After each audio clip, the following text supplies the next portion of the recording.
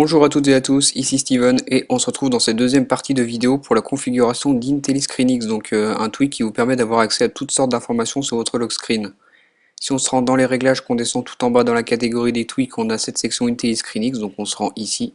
Et là vous voyez qu'on a quatre catégories, donc les mails, Facebook, Twitter et le flux RSS. Donc si on se rend dans les mails, on a ici les réglages des mails. Donc en premier on peut choisir de le mettre ou non dans le centre des notifications. Vous voyez que là il est activé et quand je me rends dans le centre de notification dans la catégorie de gauche, j'ai ici les mails.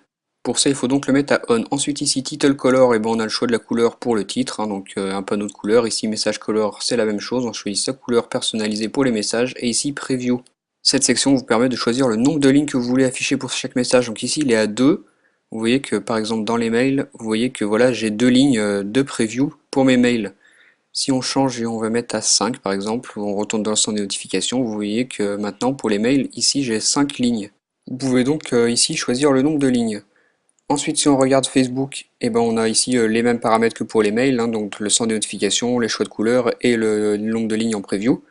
Juste en dessous on a les options de rafraîchissement, donc On IntelliScreenX View, donc ça c'est le délai de rafraîchissement pour les nouveaux messages dans IntelliScreenX. Et vous pouvez aussi le personnaliser pour Facebook.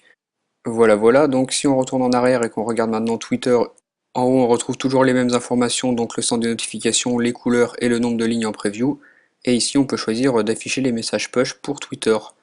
Ensuite si on se rend dans le bas, on peut choisir son compte. Donc moi j'ai paramétré Twitter sur mon compte perso. Donc voilà pour les paramètres de Twitter. Maintenant on va aller voir la dernière partie, donc les flux RSS. Ici RSS Reader, donc on se rend dans cette section. Comme je vous l'ai montré dans ma présentation d'IntelliScreenX, si on se rend tout à droite, la dernière page, ici on a le flux RSS, donc qui nous informe des dernières nouveautés sur les sites qu'on a configurés. Ici en haut, toujours la même chose, le centre des notifications, les couleurs et le nombre de lignes en preview. Si on se rend dans le bas, c'est là que c'est intéressant. Donc vous pouvez voir les deux sites que j'ai configurés moi, donc le blog de la DevTeam et le site internet iPodTouchIsopro.com. Si vous voulez rajouter un autre site, il faut vous rendre dans Add Feeds. Donc on va ici dans cette section Add Feeds.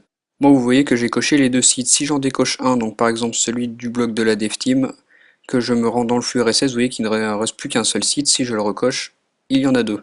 Donc vous pouvez choisir les sites que vous voulez afficher ici dans Add Feed. Vous pouvez ajouter un nouveau site en tapant son URL. À présent, si on retourne sur la page principale d'IntelliScreenX, on va descendre un petit peu et vous voyez qu'ici on a toutes sortes d'autres réglages. On a par exemple l'option Go to Last Page Open, donc ça vous permet de revenir sur la dernière page que vous avez ouverte. Je vous montre ce que ça donne. Donc si par exemple je me mets sur la page de Twitter, je ferme le centre de notification, que je le rouvre, je retombe directement sur Twitter. Si je décoche cette catégorie, je vais tomber directement sur la page principale d'IntelliScreenX. Ensuite on a l'option Show on Lock Screen, donc ça c'est si vous voulez afficher ou non IntelliScreenX sur le lock screen, donc moi je vous conseille de le mettre. Et vous voyez qu'en dessous on a tout plein d'autres options, donc pour afficher l'horloge, pour afficher les badges, tout plein de choses comme ça, donc je vous laisserai régler ça un peu comme vous voulez. On a une option intéressante ici avec cette barre que vous pouvez régler comme vous voulez. Celle-ci vous permet de régler le délai avant que l'écran ne s'assombrisse sur le lock screen et que celui-ci se verrouille automatiquement. Ici vous voyez qu'on a trois options, donc les icônes qui s'afficheront dans la barre de statut suivant si vous avez une notification. Donc moi par exemple vous voyez ici j'ai l'icône du mail, donc ça veut dire que j'ai un mail non lu. Si j'avais eu un appel manqué ou un SMS non lu, ça me l'aurait marqué aussi. Maintenant si je décoche ceci, vous voyez que dans la barre de statut on n'a plus l'alerte des mails, et si je le remets, vous voyez l'icône du mail qui revient. Ici on a l'option pour le Quick Compose, donc on peut choisir d'utiliser Message Plus, donc comme ceci quand il est coché, ou l'application Message native d'Apple. Donc la fonction de Quick Compose que je vous avais montré dans ma première vidéo, qui se trouve ici en bas et qui vous permet d'envoyer rapidement un SMS. Donc voilà. Ensuite dans le bas vous voyez qu'ici qu'on a deux options, donc liées au calendrier et liées au rappel, donc c'est pas des options très intéressantes, je vous laisserai regarder un peu tout ça vous-même, c'est pas très compliqué. Donc voilà un peu pour tous ces réglages d'IntelliScreenX, vous voyez qu'il y en a beaucoup et que c'est pas toujours facile de s'y retrouver. J'espère que ma vidéo vous aura permis de mieux comprendre comment paramétrer ce tweak et de le personnaliser à votre manière.